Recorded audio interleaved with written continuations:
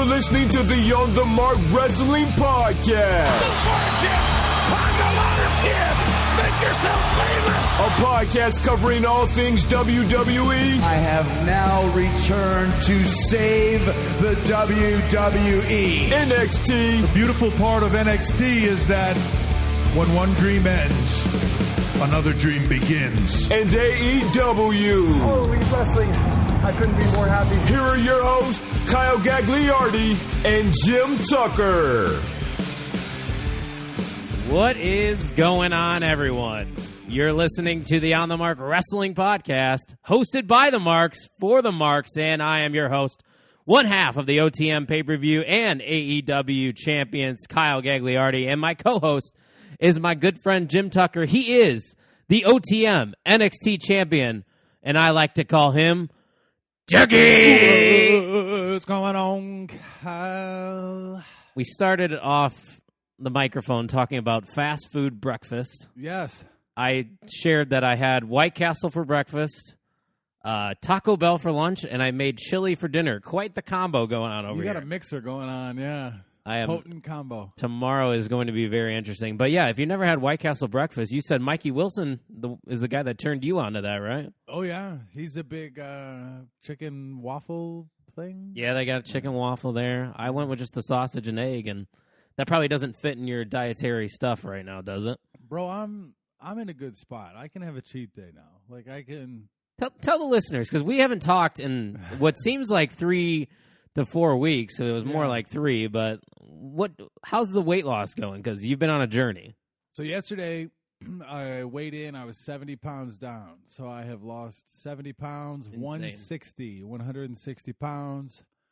Trying to figure out if I want to go for 155 and make it a 75-pound weight loss. The problem is it's hard to lose now. It was really easy early on, just not have McDonald's 4 times a day, and then it fell off. But now I've added some weightlifting into the mix and a little, moderate cardio. I ran 155 miles in November, ran 152 miles in October. And you're running during AEW Dynamite. Yeah, ran the first hour, got 6 miles in during the first hour, and then I ran another 3.5 miles, or walked 3.5 miles, the second part of it. So you're going to have enough cardio where you can get into the ring one day and probably go with these guys. Get you in the next Cruiserweight Classic, maybe? The problem is I'm like skinny fat because I haven't... doesn't even make sense. I haven't added any muscle. You know, when you lose weight, you lose muscle and that's fat. true. And yeah.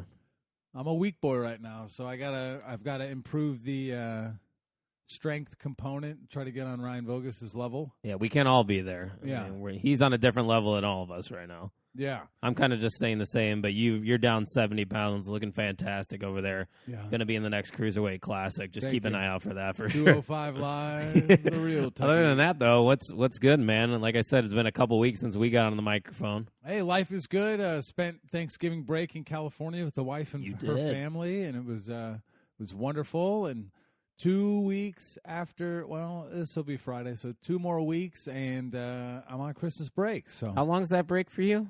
2 full weeks. Oh, it's not like what the college kids are getting. No.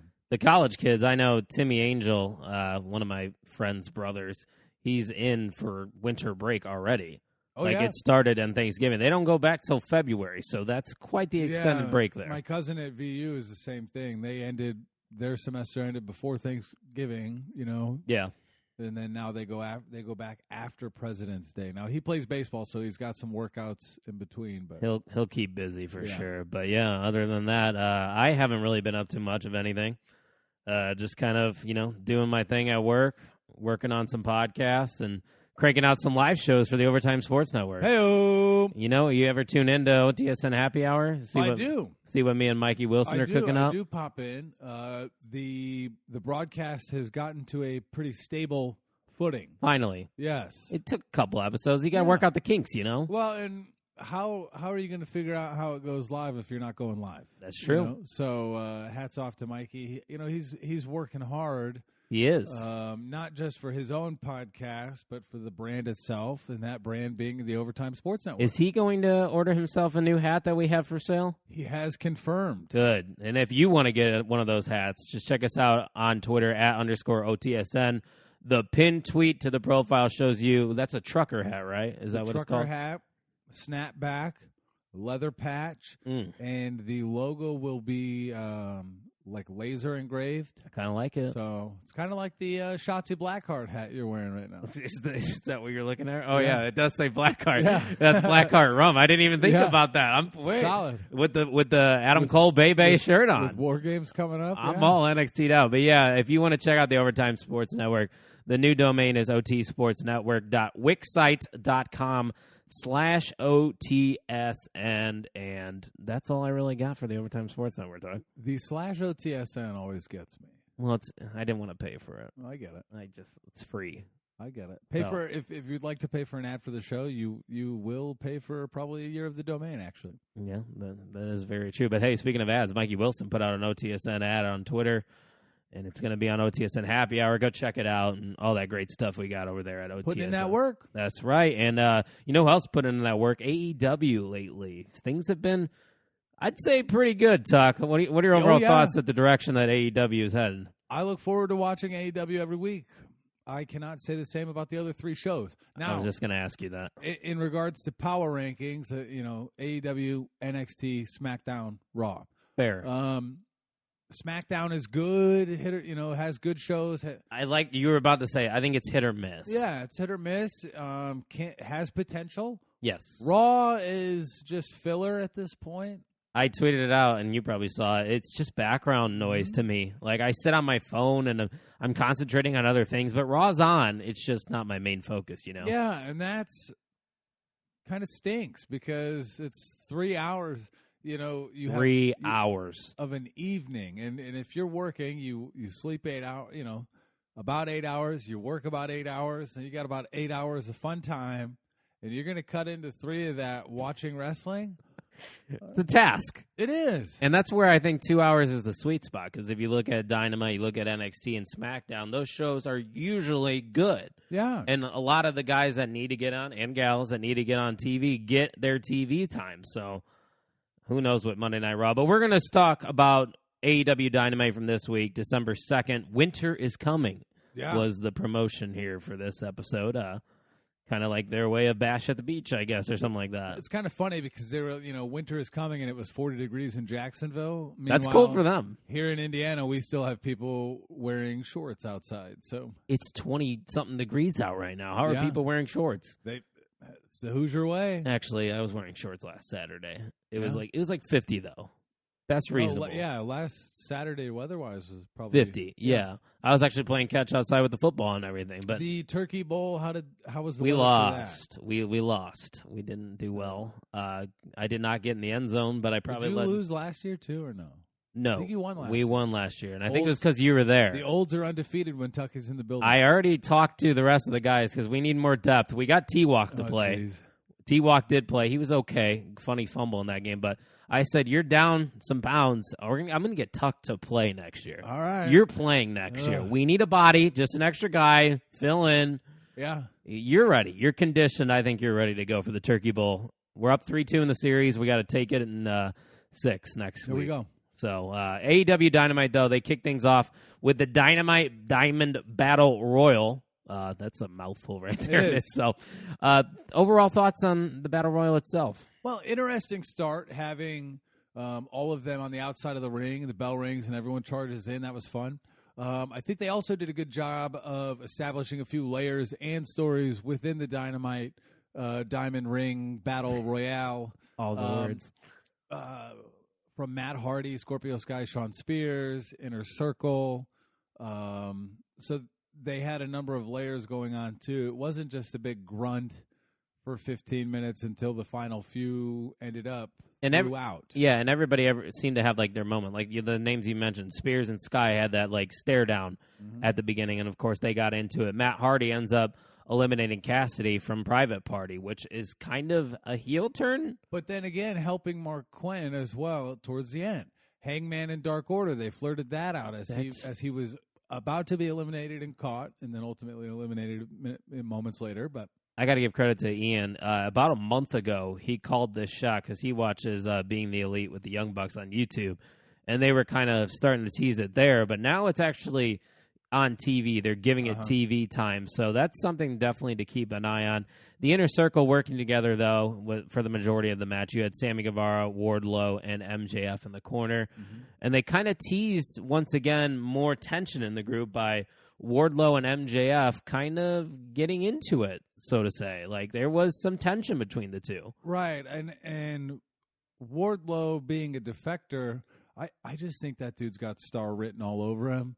He's big, he's jacked, he's one of those big meaty boys that Vogus likes, but he's not like a slow, methodical pace. Like, he can go. He's an athlete, and that's where the business is demanding it, and sport is demanding it. Baseball, pitchers throw harder now. Yeah. Basketball, LeBron James was the size of a lineman, and he moves like a guard. Well, yeah, and basketball center's got to be able to shoot threes now. You can't just be a big boy. When you look back through the history of wrestling, some of those guys wouldn't hang at this point. Think of a guy, Andre the Giant. The Giant would, he was an attraction because he was the only one. But now there's a lot of big guys, a lot of strong guys, and a guy like Vader, just a big piece. He was just a big boy. He was a unit, So Wardlow, Lance Archer, Braun Strowman, Brody Lee. Brody Lee's a big guy. Yeah. There's just a lot of big bodies banging around. And Wardlow, we've talked about it multiple times off the air, too, in our group chat. We're all high on this guy, and you said it. There's something there, and it's kind of just a mixture of that he has everything going for him. Obviously, he's going to need more character work once he kind of goes off and does his own thing, but if he can figure that stuff out, it's got to be a future AEW champion. And in every feud, there is somebody else, too. So if you put him with the right person, could be a banger. It takes two to tango, I've heard that. As Adam Sandler would say. I forgot what movie that's from. That's got to be Billy Madison. Correct me if I'm wrong out there, people. But also, once we got to the end of this Battle Royal, we got Orange Cassidy, MJF, and Wardlow, and then eventually the two winners were Orange Cassidy because he kind of was lying on the outside. He got knocked out of the ring early but not eliminated, snuck back in. And those two are going to face off next week for the Diamond Ring. But last thing that I noted, too, from this Battle Royal was the showing of Miro. I thought he had a good chance of being one of the last two guys. I actually was kind of surprised he wasn't one of them. But I think they did a good enough job, even though he didn't win, to make him look strong, because I believe he had the most eliminations in this. Well, and they had a good callback later in the show as well. They booked him as the big monster in the Royal Rumble, in the Battle Royal. So he's not hurt from it. I think, if anything, it's helped his stock. They want him to look like a monster. And I think it's good, too, that they're not just immediately pushing this former WWE guy to the top of the card just based on the fact that he came from WWE. They're actually building him up in their own way in AEW, and then they can flip the switch and be like, all right, now we're going to go with Miro. But yeah, he's Miro. He's not a shell of Rusev. No. Good for them. Yeah, and that's weird that we say that, too. Like, I don't even consider Rusev anymore. Like, that name doesn't pop in my head when I see him. No. That's Miro. Yeah. And that's the guy right there. Yeah, I'm the best man. Yeah.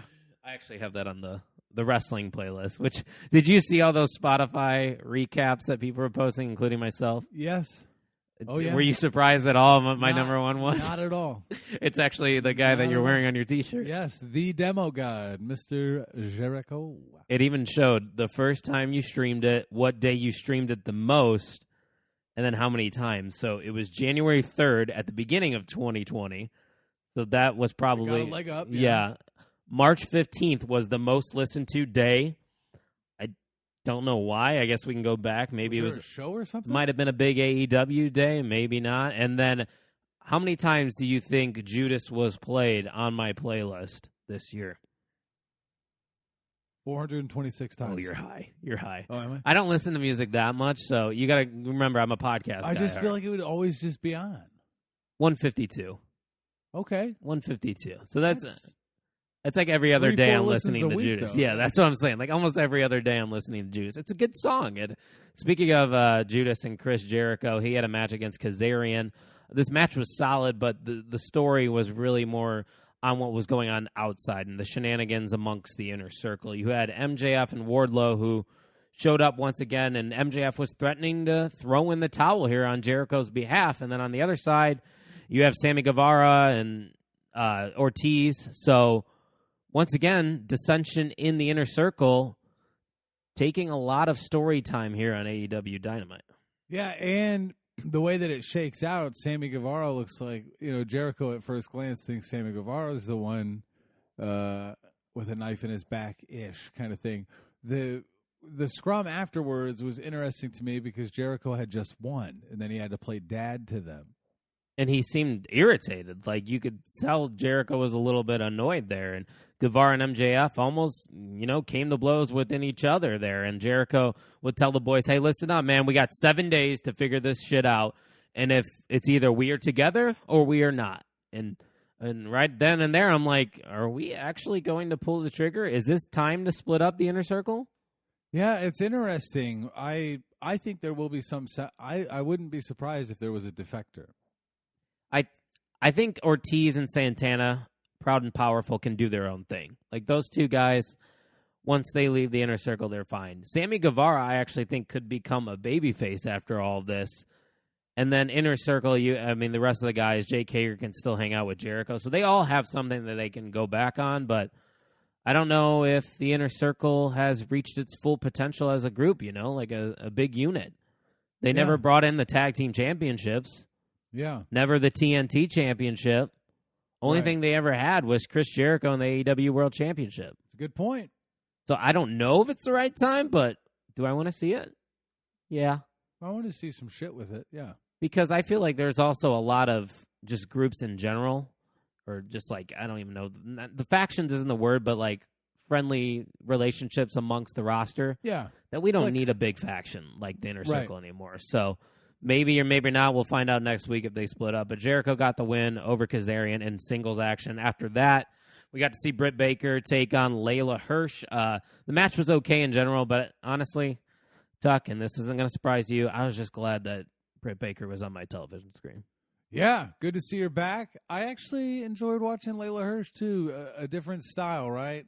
Kind of MMA. A barrel of a human, a shotgun. Short, stout, technical. Some of the super kicks from Britt's part weren't super flush, but she's probably still a little rusty. AEW Women's Division. you got to pick and choose the good stuff. And correct. And my callback to March 15th, by the way, nothing. There was nothing. Maybe no WWE shows. Nothing. Like, what day of the week was that? It was a Sunday. Okay. Maybe. You know what? Front of quarantine. No, that's right. I was gonna say maybe it was before a wiffle ball game, but that was too early. Yeah, March 15th. I was probably sad because I knew that Vegas was canceled for. That was the Sunday before. That was literally the day I think I found out that I was not going to Vegas. Everything got clapped that weekend. We had a fundraiser on the 14th that they still let us have. Oh yeah, that's right.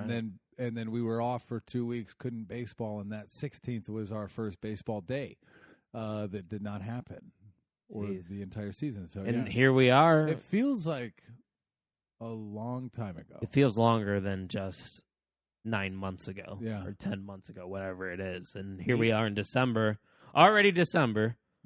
2020 still a shit show. Yep. Things haven't changed. There's no fans. We were in the predicting stands. People back in, and we were kind of right. There was 1,000 at AEW still, night. And now if you were to ask me that question, I'm like, I don't fucking know. Who knows? Like, where's the vaccine, brother? I don't even know if people are going to take that.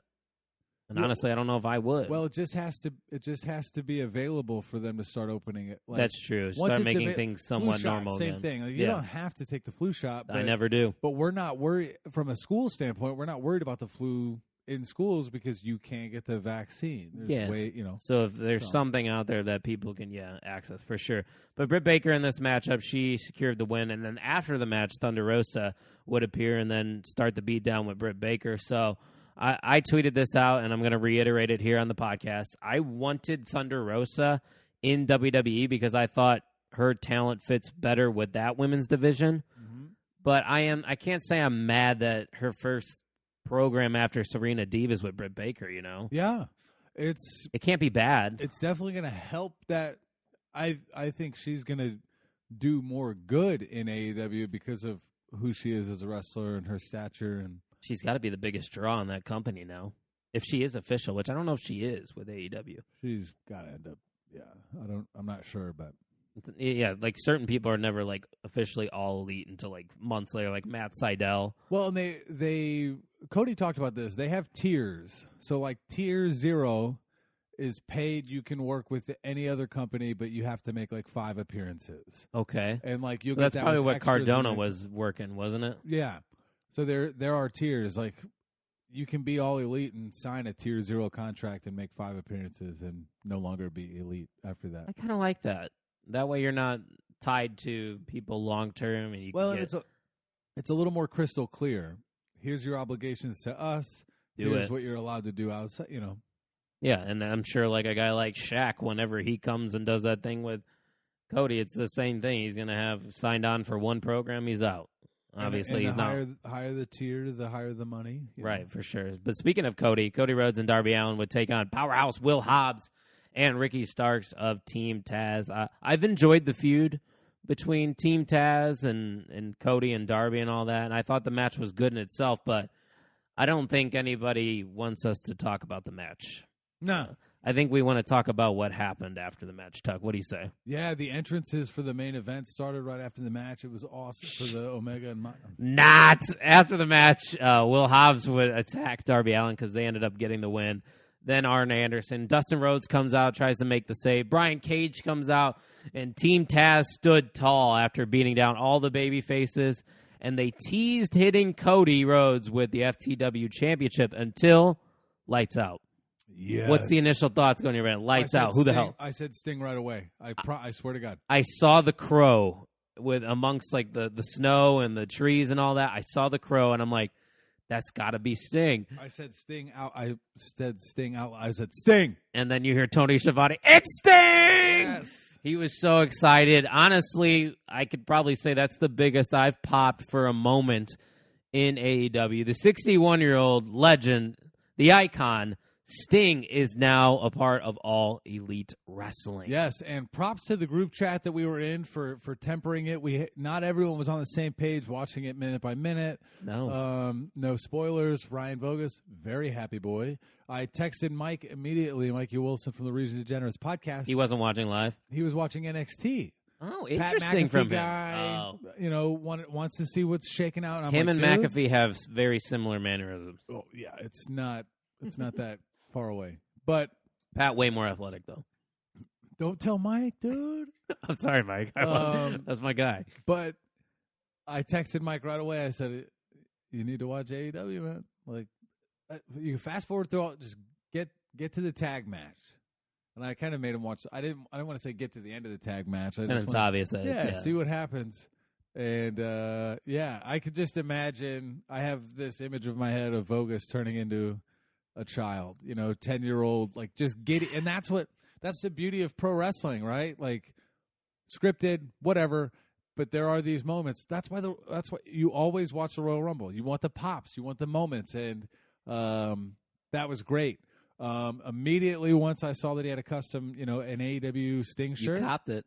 The most sold pro wrestling shirt from Pro Wrestling Tees in 24 hours. Damn. There has never been a shirt that sold more in 24 hours than that Sting shirt. And I don't want to. This could be fake news, but I feel like that video of his debut that they tweeted out has to be the most interacted with tweet that they've had in the history of their company. Like that shit was going viral instantly. Aside from the announcement of AEW, right? ESPN was tweeting about it. Bleacher Report was tweeting about it. When major sport platforms are talking about wrestling and it's not WWE, it's huge. Yeah, absolutely. And they didn't top 1 million, which I actually thought they were going to top 1 million for the show. That'd be a lock. I'd like to see the second hour demo, the last 45 minutes if they ever hit it. But Sting might be the new demo god. Yeah, he might be.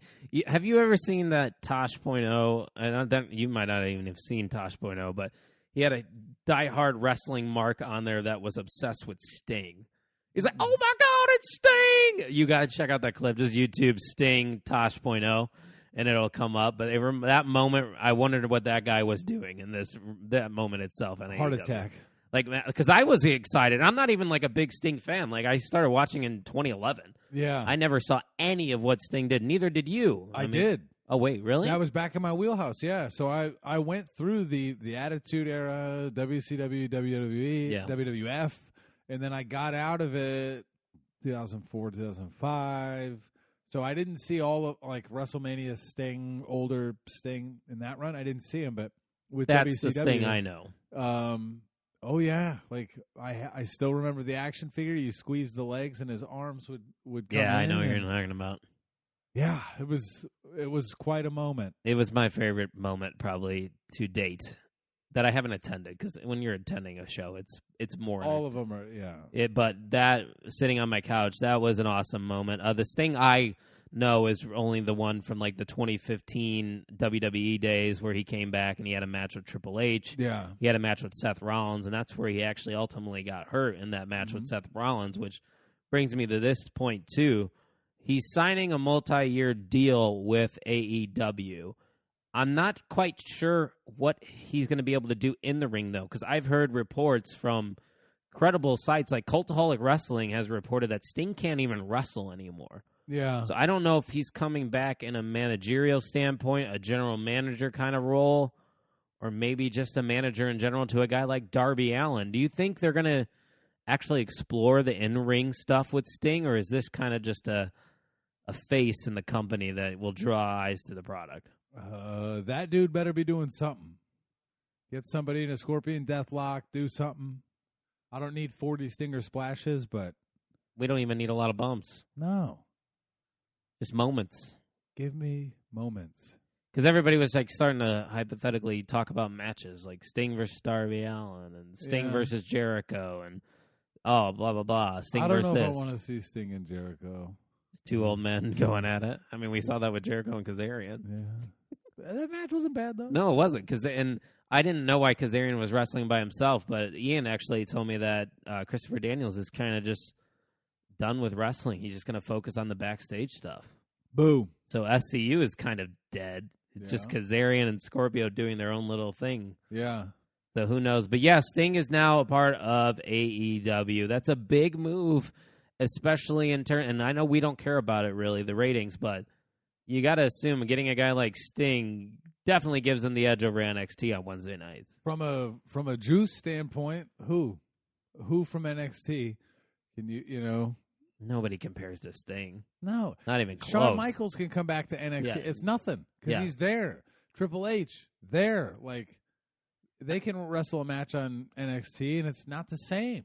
And I've noticed this, too, since me and you obviously have been day one AEW guys. They've done very well with debuts. Like, when Miro showed up, that was very good. When FTR showed up. When Butcher and the Blade showed up. Man, we were there in person. The crowd was just deafening. That was sick. But other than that, like the Butcher and Blade appearance debut, probably I'm sure it meant something to somebody. We just weren't in that loop as much. Now I don't think anybody really we're cared far about bigger. I bet you they did. We're far bigger indie boys now. So we have our thumb on the pulse a little bit more. Indie boys that we have seen this year getting signed to WWE. Yeah, that's Alex what I'm saying. Zane, Black Label, Warrior Wrestling. Like one of the Rascals, I believe it's Desmond Xavier is his name. Yeah, he's a part of WWE NXT now. It's 2/3 of them. Oh, really? 2/3? Was there another one? Trey Miguel is just the one that's not. Oh, okay. Yeah. So one of them didn't get. That's weird that they didn't sign. I don't know. Regardless, Sting's in. Trey Miguel chose not to. That's probably smart for his sake. Yeah. Because if you've lumped them all together, they'll probably find a way to. They all did a podcast, and he mentioned that they were all going to Florida. Should we get Trey on the show? The Power Slide Prince, I'm in. Yeah, we might as well do it. So hey, Trey, this is your invite. You can come on the On the Mark Wrestling podcast, and we can talk about your next move in professional wrestling. Well, like I said, all of the Rascals on a podcast said they were going to Florida. What else is in Florida? Jacksonville. Uh-huh. What else is in Florida? I believe Impact Wrestling. It's got to be now, right? I feel like everything. I'm about to Google, where is Impact Wrestling film? Tennessee? I don't know. Because you're saying that because of Dixie. Yeah, Universal Studios. Yeah. Hey, then, yeah, Universal Studios. Okay, so yeah, they all are in Florida. So but wasn't he a part of Impact? I don't know. I don't know either. But hey, Sting's in AEW. Awesome moment. 10 out of 10. Something we probably will never forget as a wrestling fan. So mark down the day, December 2nd, 2020, as a big day in AEW history. And not just because of that, Tuck. The main event, Jon Moxley, the champ, taking on Kenny Omega. I thought they did a very good job building up this match, getting you excited for Winter is coming. They made it feel like a big deal, and then when we got to the main event, I thought it felt like a big fight. What did you think? Yeah, it meant something. The one thing that is unavoidable when watching shows on cable television is the commercial breaks and a little bit of lulls, but I do think they managed to deal with them adequately as well. So it meant something. We had a finish. We expected a finish. We've come to expect finishes from All Elite Wrestling, and we continue to get them. And that's over the year. I want to see what it's like in 10 years. I don't know that WWE is going anywhere. It's too much of a global brand. It's like the Disney or Marvel of, it will never go anywhere. But how strong can AEW get? I think this is a good start. Oh, yeah, for sure. And I thought exactly the point where Moxley brought in the chairs and they went face-to-face and just kind of had an exchange of punches. I thought that was a nice little touch. And thought that's a risk. That's a risk to take. Right. Could go either way. Fans could like it, dislike it. That's a risk that they chose to take. And I think that's where it emotionally got me, though. Like, I was like, all right, now we're picking it up. We're getting face-to-face. Things are getting serious. And then Moxley delivered that paradigm shift into the heaters on the outside. And that's when things started to get a little wonky here. Like, we had Don Callis, the president of Impact Wrestling. He got up from the commentators table. And you had to know something was going to pop. Why is this guy here? Why did he pop up? Just not the first time. Right. Like, Kenny Omega has known people for longer. I can guarantee it. Why are they not on commentary? Yeah. What happened penultimately was not what I expected. But I was nervous when they introduced the heaters that we were going to get a speaker amp situation from like WWE. I'm like from like Raw, and I'm like, come on. But it played into it well because then Callis would then get on the mic and try to be the distraction, which then caused Moxley to hit Callis, and then the microphone somehow. Moxley hit Callis. Yeah, and then the microphone somehow gets into the hands of Omega, and then Omega would then go on to hit him with the microphone, followed by the one-winged angel for the 3 count, and we finally have a new AEW champion, and his name is Kenny Omega. Who will be the first wrestler to kick out of the one-winged angel? That's one of the most protected moves right now in wrestling. I can't even... Cody can't do it for the title. It's not Hangman, is it? No. Oh, Miro, no. Lance Archer, Brian Cage. Like, who? And that's what AEW is doing well, too. They're protecting people's moves. Yeah. Like, people kick out of finishers in WWE most all of the time. I can't tell a time. And they built that up, too. Like, he hit multiple V-triggers. Like, I think there was probably like 12 in this match. And obviously, that people kick out of that. But they always go to set up the one-wing angel, and the announcers sell it as if he hits this, it's over. He hit it in this match, it was over. Yep. And probably the right call to go with Kenny Omega in this situation. Probably Moxley's time to give it up. Why not, right? We don't know how much longer the coronavirus thing is going to take hold. Kenny has been the workhorse for the entire year. Most matches, most wins. He's the face. He just launched a Redcon supplement, a pre-workout. Vogus and I both purchased. I was going to say, you probably dove into that, didn't you? Came with the T-shirt, obviously, so I'm in. And you also just got a Young Bucks book with a signature, right? Signed first edition. Man, you're becoming a big Mark. Yeah. Like, you might be more of a... Slim Jim, Big Mark. Slim Jim, Big Like, I got the figures and the ornaments on my Christmas tree, but I don't have, like, the autographs and the books and the pro wrestling crate that you have. You need to do the pro wrestling crate. We all have our different level of Mark. You need to do the pro wrestling crate, though. I will not back down from that statement. Just the money situation. $35 a month, bro. $35. Maybe. Like, that's like one less drink at the bars a couple times. I don't even go to the bars anymore because of COVID. Like, shit, that's done. You had Taco Bell and White Castle in one day. Maybe Hey, we don't need to cut that in half. I don't know.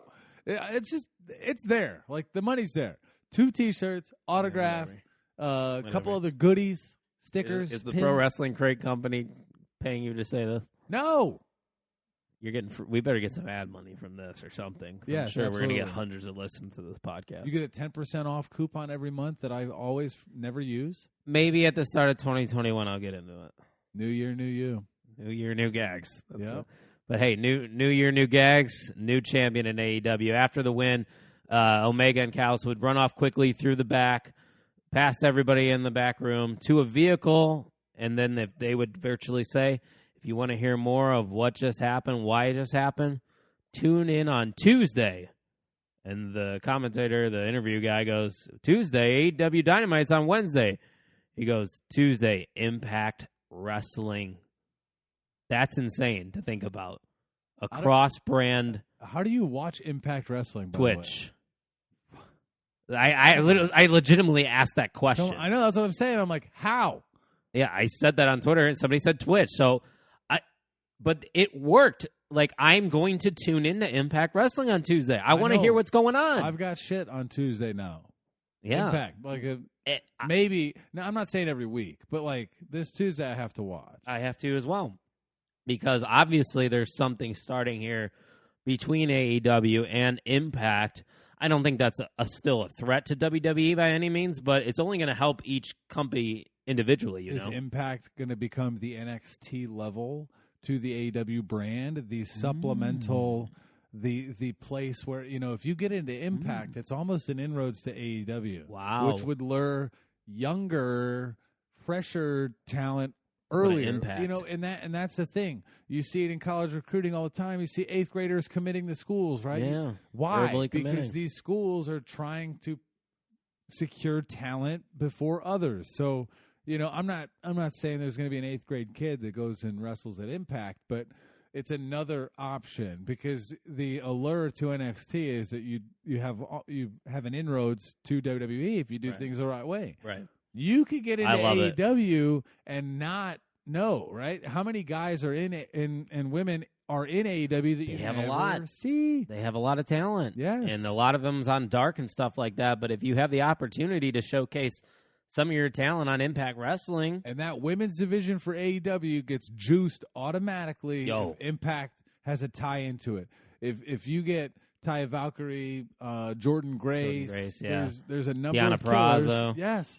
That it's a clear inroads for them. We'll see how it goes, but you got to watch on Tuesday now. And we both will be watching on Tuesday. We got shit to do. Man, I'll tell you what.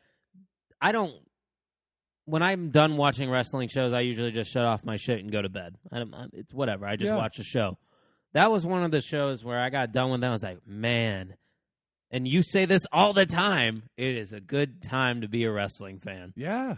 Like the direction, you can only go up from here. You have a good meal and you're satisfied, right? Yep. Life is good. You have a great meal. You enjoy it. When you have an experience like we had last night with AEW, yum. Perfecto. Yeah. Chef's kiss, so to say. So that was our AEW talk for this evening. If you don't care about NXT or you don't care about War Games, we'll see you next week. You could turn off right now. But we are here to talk about NXT TakeOver War Games. I am currently live on Twitter.com. This is a new thing that we're doing here. We're usually live or on YouTube anyways, you know. Yeah, there is video content. It's definitely not our first foray, but why not?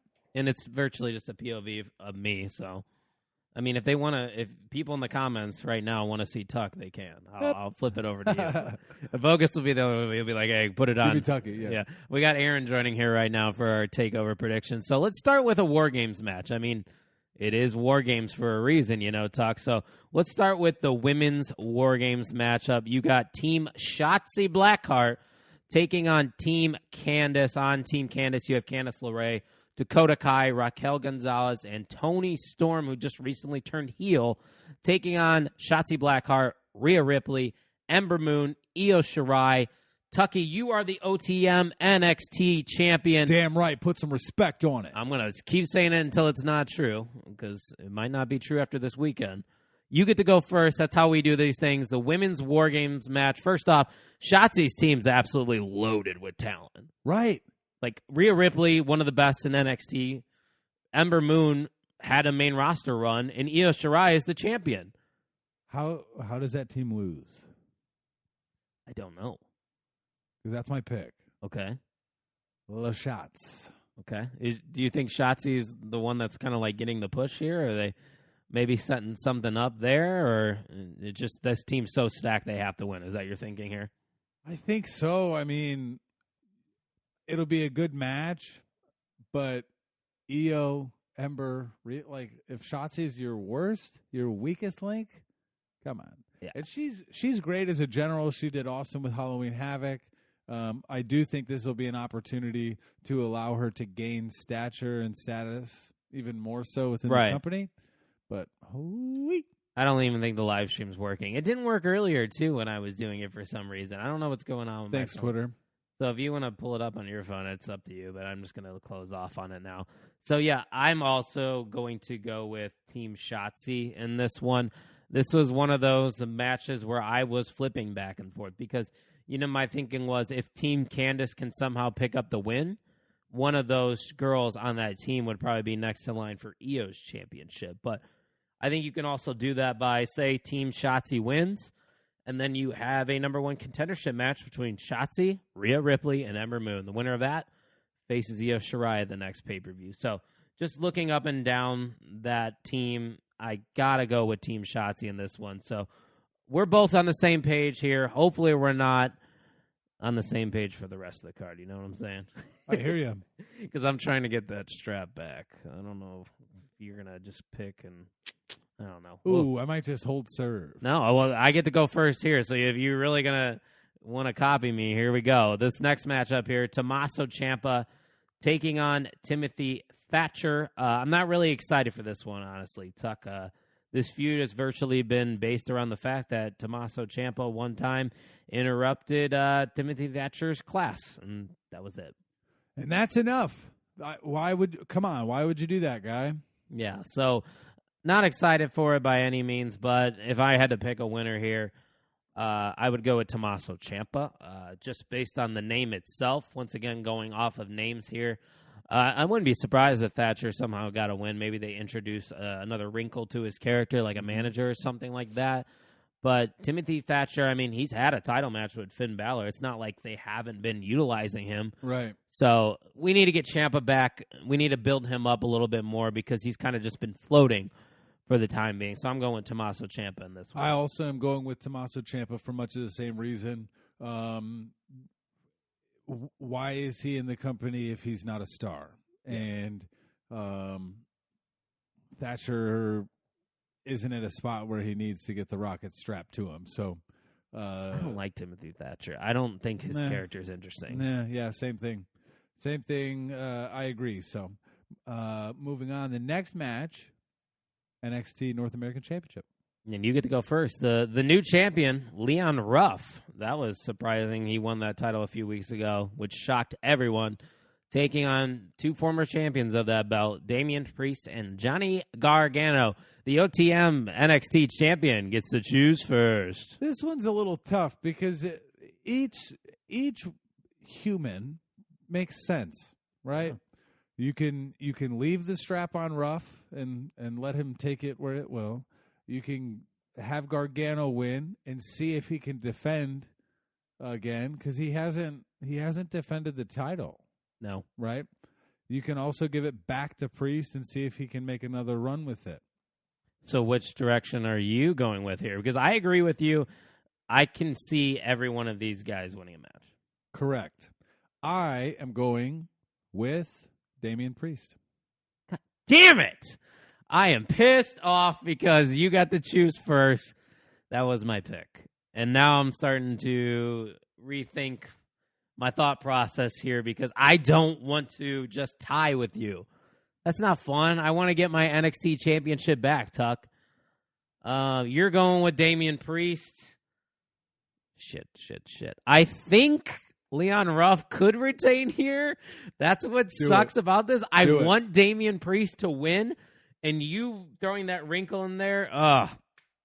I'm going with Damian Priest. I just can't go. I'm not going to go with Johnny because Johnny's the most recent one of these three to hold it. I think he would be the last option out of these three to potentially win. Granted, character work with Johnny is probably the strongest, wouldn't you say, out of all three? Yes, I do agree with that. It's too soon. He just had it. He just won a good match, right? Yeah. So I'm done with it. Next. Can we put this out there, though? If the next two we have the same picks, can I go back and change the North American? Yes. Because, I mean, come on. The one thing, I think the toughest match is the War Games match, and I have to pick first on that. Oh, okay. So, all right. So right now we're going to both pick Damian Priest to walk out the new NXT North American. Where's Tuck's face? See, I knew people in the chat. I finally got the chat working. We're going to put the camera on you for a little bit. You ready for a little showtime here? What's going on, everybody? How you doing? And if you don't know what's going on and you're listening to this now, we are live on Twitter at Pot on the Mark. Yes, and we are recording this as well. So yes, sir. So we both are going with Damian Priest there. There's two more matches here to talk about. The next one is a strap match. I believe this is the very first strap match in the history of NXT. You have Cameron Grimes. Yes. Taking on your guy, Dexter Lumis. Talk about fantasy booking here, with these two guys. To the moon! Yes, Cameron Grimes, a guy that has found a sweet, small spot in my heart, and Dexter Lumis, who just creeps me the hell out. I love him. You're up first here, champ. I want Cameron Grimes to win. I do. I think he needs this more. Yes. The last two matchups that these guys have had, Dexter Lumis has won. Yes. But I think they love Dexter Lumis. They love that character that, and he's just getting pushed to the moon like Cameron Grimes wish he was. Very solid t-shirt as well that he designed. Ooh, Dexter Lumis? Yeah. Yeah, I have seen some of his artwork on Twitter. Yeah, very good. But I think just a safe pick here, and you're probably going to agree with me once again, which means we're probably going to have to go back to the North American title picture again. I'm going with Dexter Lumis, and I'm assuming you are going to agree. Yes, I am. I can't see Lumis losing this match. If it's a straight-up match, if there's another stipulation, because it's a strap match, Lumis is a psychopath. So I can't see him losing this match. So we're both pitching Dexter Lumis here. So, yep. All right. So it comes down to this final match. If we pick the same, I'm going to change my pick to Leon Ruff, which I do not want to do. You get to go first here in the main event of War Games predictions. We have the Undisputed Era, which is Adam Cole, Roderick Strong, Bobby Fish, and Kyle O'Reilly taking on Team McAfee, which, of course, is Pat McAfee, Oney Lorcan, Danny Burch, and Pete Dunne Tucky. Who do you got in this men's War Game main event? So I will pit. Do you want to go first? No, you go first, because worst case, I'd go to Leon Ruff. Okay. All right. So Undisputed Era is 1 and 2 in War Games, right? Yeah. Are you looking at my stat that I provided, or did you actually know that? No, that's from the outline that you provided. Thank you for being a great host. Okay, 1 and 2, yes. And in return of my thinking, that does check out. 1 win, 2 losses. We were there for last year's loss. People forget we were in attendance for last year's War Games. So here's the thing. Is it too soon for McAfee Inc. to get a W of this stature against such a great team? Is there such thing as too soon for a team that has momentum? No. I don't think so. And WWE's not afraid to go after him. Yeah. Does Undisputed Era make a run at the main roster? That's highly likely. After a loss at War Games. Highly likely. That's tough. Do you want, because they're in this tough position. They did Undertaker's 30-year retirement thing in the Thunderdome, right? Yep. Because of the unexpected. I mean, you had to, yes. Ideally, the Undisputed Era makes their debut in front of a live, hot-ass crowd. Adam Cole is the system in the Royal Rumble, something like this. Yeah, that's still my ringtone on my phone, by the way. Great song. This one's tough. It is, and you get to go first. He's really debating this, ladies and gentlemen. I actually am. Like I've been. It can go either way. This days. is the biggest coin flip on the card. Will be the best match. It will be awesome. I am going with the Undisputed Era. God damn it!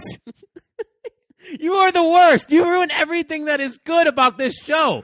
My opportunities to rise to the top. First off, we got T-Walk, who's hijacking my AEW championship right now. There's a shoot going on here. I'm about to reach across this table, but you're lucky social distancing is still intact. No, go ahead. Go explain why Undisputed Era is going to win at War Games. WWE has time for Undisputed Era to make their main roster push. It doesn't have to happen now. There are enough compelling storylines that the Undisputed Era doesn't need to go.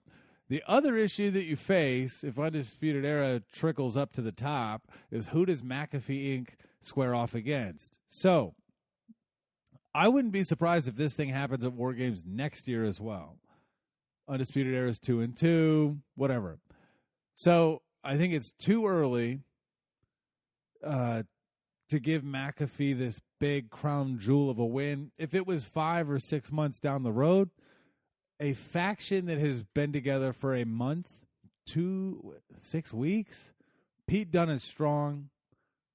Lorcan and Birch are great. Being built up, Yeah, but they're in the process. So for them to come into War Games that Undisputed Era knows so well, has been in 3 times, it doesn't strike me as realistic to think that they would lose. And now you'll pick Undisputed Era. No. And we'll both. This is breaking news. I am going to make this a very fun War Games. We're going to hold off and to find out who is the new OTM NXT champion, and I am going to choose Team McAfee to win the men's War Game match. Originally, my thought, as I'm wearing my Undisputed Era shirt right now, is that they are 1-2. They have a losing record. They could use that win just so they are not complete losers at the War Games match and are just known for losing that style of match. The other thing has to do with the fact that I think they are going to get that call-up soon. Whether that be when they wait for fans or not, I don't know. I think they're ready for them now. They're kind of shaping the Undisputed Era to be this babyface faction coming up. Yeah. So I think that is all these video packages you've been seeing is just getting them ready for the main roster. So I'm going to go with Team McAfee. I don't feel great about it, but the only way to keep a good thing going or something that's drawing heat, get more heat. Have them win this match. We have some good heat going. We need more heat. How do we get more heat? Provide more heat. Provide more oxygen and shit like that. That's how you get it going. That's it. But no, they're the best thing probably right now on NXT. Boy Scout Learda. I agree. I'm going to go with Team McAfee. I wasn't expecting to go with Pat and the boys, but I'm going to put on my For the Brand shirt during Sunday's War Games, and I'm going to wait until the main event. And right then and there, we will find out who is the OTM NXT champion. Would you like to host a watch-along? Well, sure, but I will be watching the Packers up until probably the War Games will be going on while I'm watching the Packers. I have like 40 TVs. Packers have a 3 o'clock game, 3:20, and War Games at 6. I can bring a TV. I have 2 TVs. I have another one in the other room. But that doesn't move, though. That one stays there. That one's mounted, yeah. That one could be the War Games TV until the Packer game's over. I don't know. We'll have to talk about it, but I could bring snacks. So we are both going with Team Shotzi. Yes. We are both going with Tommaso Ciampa. Yes. We are both going with Damian Priest. Yes. We are both going with Dexter Lumis. Yes. And then in the main event of War Games, you are riding with the Undisputed Era. And I am riding with Pat McAfee and the boys. Yes. So there it is, ladies and gentlemen, our NXT TakeOver War Games. Let me hear your best War Games. War Games. Pretty good, actually. Better than Erica Marini's. And people are going to just, praise Erica for what she did just because she's an attractive young lady. I'm not going to. That was terrible, Erica. It was not good. No comment. He feels the same way. That's War Games. No, I respect the courage. It takes a lot. Yeah. Yeah, it's not an easy thing to do. So, all right, Tucky, any last words? No, I'm excited for the show this weekend. It's been a good week of brewing for pro wrestling because AEW was awesome. Yep. And no matter what happens on SmackDown Friday, our Sunday doesn't have anything to do with it. So. You know what? That's a final point of mine. I feel like good wrestling anywhere rubs off on wrestling other places. What time does War Games start? 6. How long is the Packers game? Every football game's like 3 hours. Okay, so it'll barely run over. It'll be perfect. But I'm going to be watching the Packer game at my parents, and then I'm driving over here. Oh, okay. So you're going to have to give me the key then. You ain't getting in this place without me. You could probably just walk right in. You know that door is open down there. Bogus and I, Mikey, T-Walk in here. We're trying. Ian, we're trying to social distance. We're causing here. Trouble. You know what? I will extend. There's room to. We have already been. Yeah, bitch. I will extend an invitation. Granted, I will not be here probably at 6, unless I leave at halftime for the Packer game and come home. Not a bad idea. Might do that. Everyone can bring. It's like a potluck. Everyone can bring some goodies. All right, I'm extending this invitation. If you're still listening, Ian, if you're still listening, Vogus, Mikey, I know you're still listening because you're a day one guy. T-Walk, you're not fucking listening. AWI Pod can join us as well if they'd like to make. I don't think they're going to make the flight over. I remember one time Erica actually considered coming here. I think it was for the AEW paper because I told her about your setup, and she actually looked up the flights, but round trip was $300. It's kind of pricey. It's worth it, though. Is it? Where else are you going to spend your money?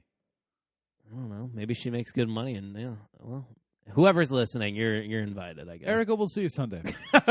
see you for War Games. Thank you for listening to the On the Mark Wrestling Podcast.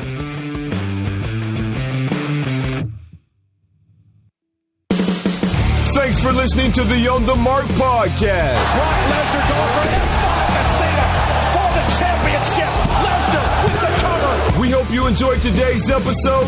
For more information and updates, make sure to follow us on Twitter at Pod on the Mark.